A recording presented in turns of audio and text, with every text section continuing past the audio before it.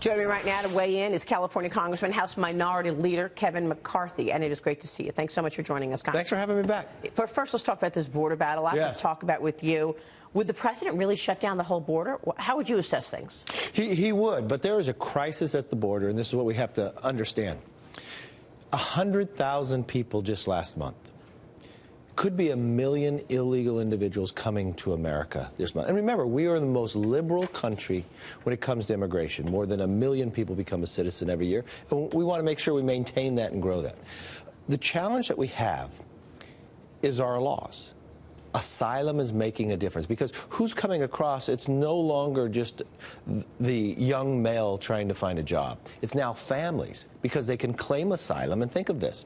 If they're coming, most of them are coming outside of Mexico, but they're passing Mexico before they get to America and they're claiming asylum. Why didn't they claim that in Mexico? And Mexico's own Secretary of Interior, she just said it is the mother of all caravans that are coming. Wow. So the president is right to get in front of this, and he's been working so hard. But we've seen this uptick just in the port of entry.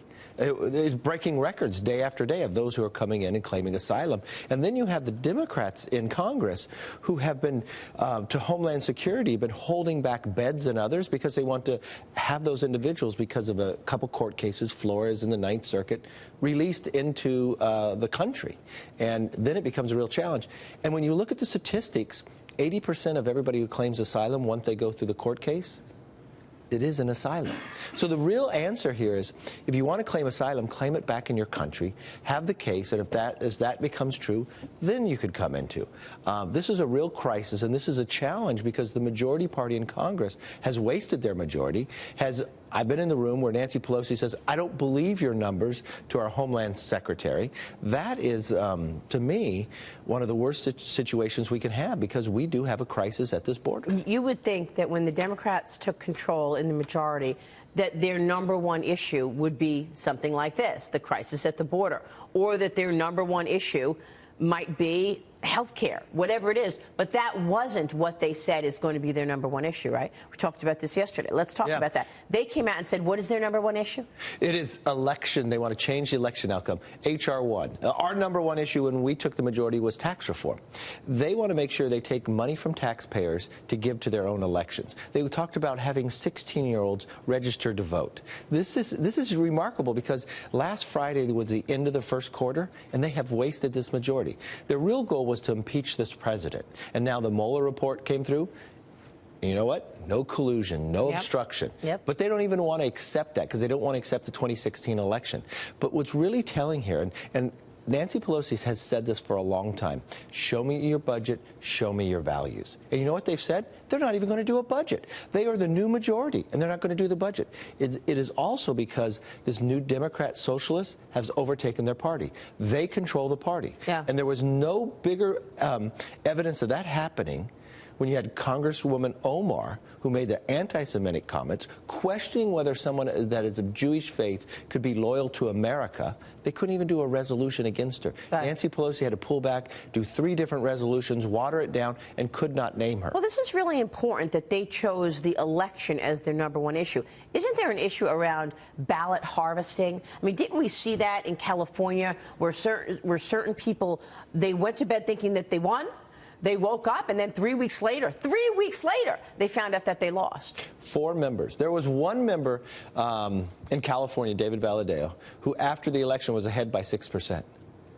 He won on Election Day. In California, they changed the law. So your absentee ballots, which the majority of us vote by absentee, you'd have to sign it. They'd check your signature, the same as your voter registration, to see if it's, they'd even open it. No longer. You can knock on the door, harvest somebody's ballot. And you know what you can do in California? You can mail your ballot in after the polls close.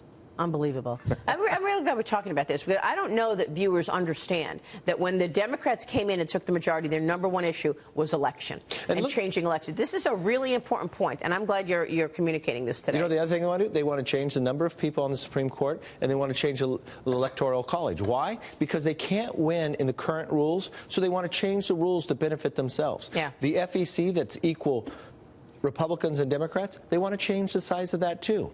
They want to put their thumb on the scale.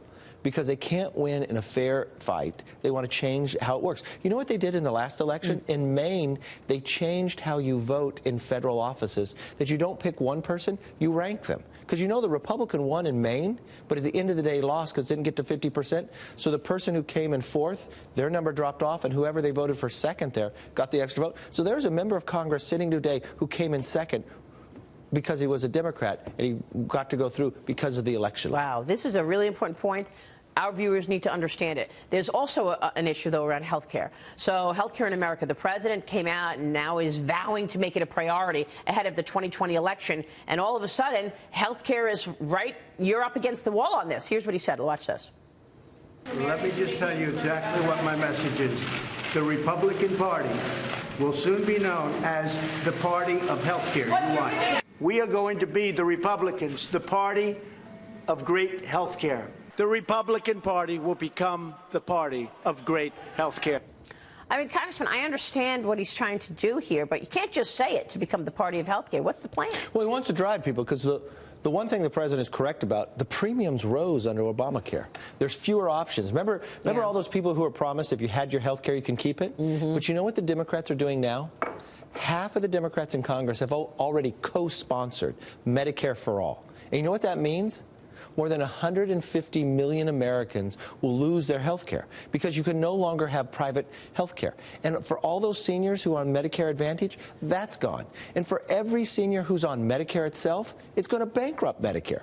That's why he's concerned about it, of what the Democrats plan to do. And if you look at those who are running for president, they've embraced that. They've embraced the Green New Deal without even reading what's in it. Right. Yeah. Well, Medicare for All wipes out an entire industry. We know that. It would be unlawful to get health insurance from the private sector, which, as you say, 150. Some people say it's 180 million. But what's the plan on the Republican side?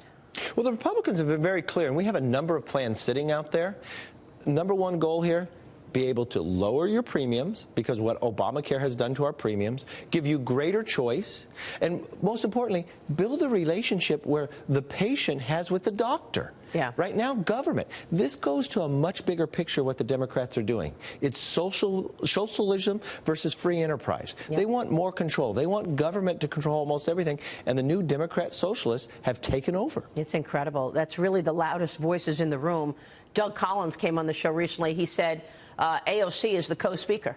He's calling her the co-speaker. I don't know how Nancy Pelosi feels about that. I think she's more powerful in that position, because Nancy Pelosi cannot bring something to the floor as simple as a resolution standing up against anti-Semitism. She could not do it because AOC said no. That's incredible. Amazon, one of the largest companies, wants to go and bring you more jobs in New York. No, AOC said no. Wow, you're right.